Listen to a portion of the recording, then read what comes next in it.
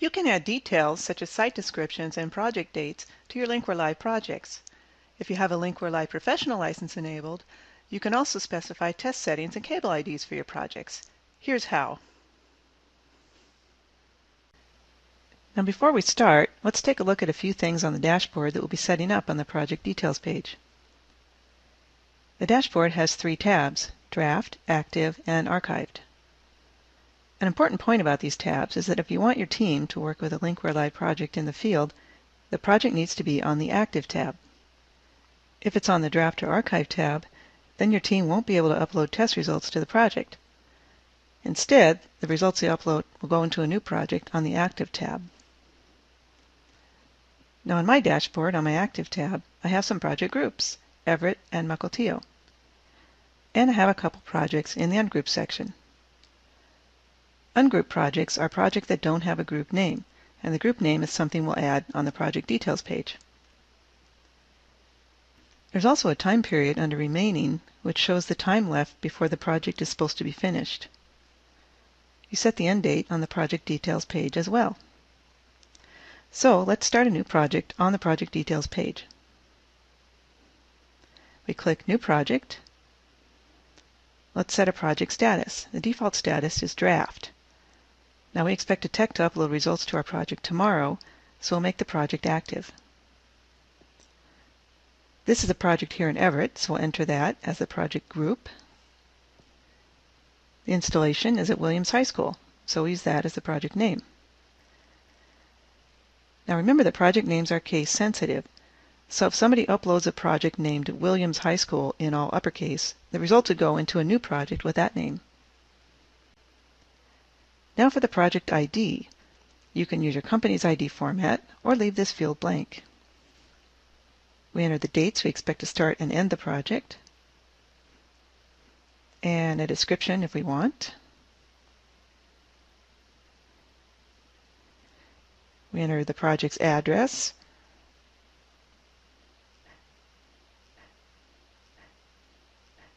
now let's identify the members assigned to this project.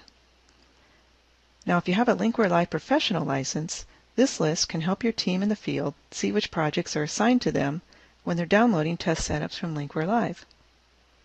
For details on that, see the video on downloading projects. So now we save our settings.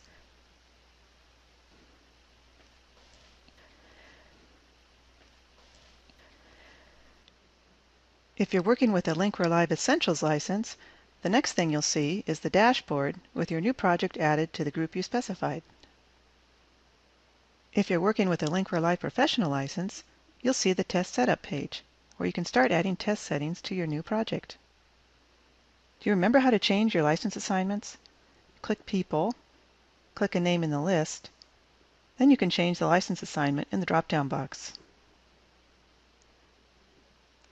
Back to our test setup. Let's set up a twisted pair test. So we select Copper.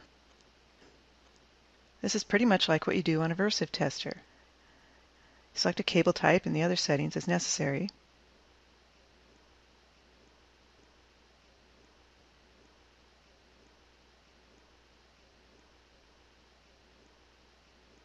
Save our settings.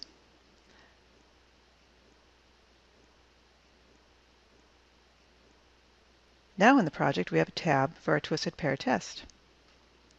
Now let's set up some cable IDs for this test. Click New Cable ID Set. We enter the first and last IDs, just like on the Versive tester or in LinkWare PC.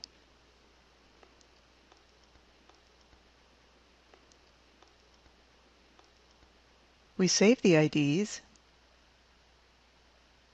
and the list gets added to the test setup. Now let's set up a fiber test.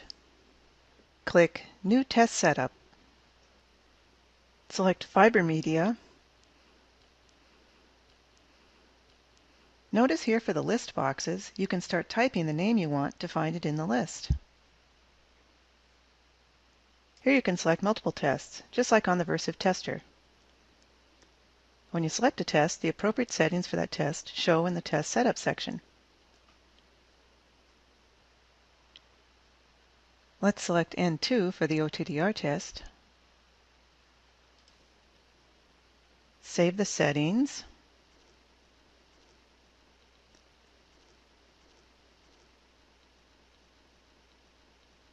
Now we can add a set of cable IDs for the fiber test.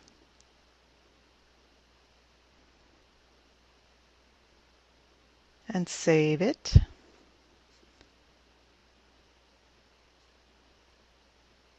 Notice here with our fiber IDs that we have 96 IDs, but the status shows that we need to do 288 tests.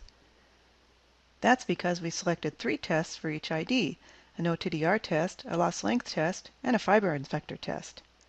So that's 3 tests for each of the 96 IDs for a total of 288 tests. Now we can see details for each test setup on the Setup tabs.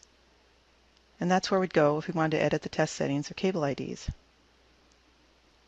And on our Project Summary tab, we see summaries of all the test setups in our project. Back on the dashboard, notice that our project shows the Projects icon. That icon means that you're using test setups to manage the project. Now, if you upload results to a project that doesn't include test setups, you need to enable the Projects system before you can add test setups. For example, here we have the project Sound Data Services that has some results that were uploaded, but no Projects icon. To add test setups, we need to enable the project system. So we click on the project, then click Enable Projects. Now we can click on New Test Setup to add setups to the project.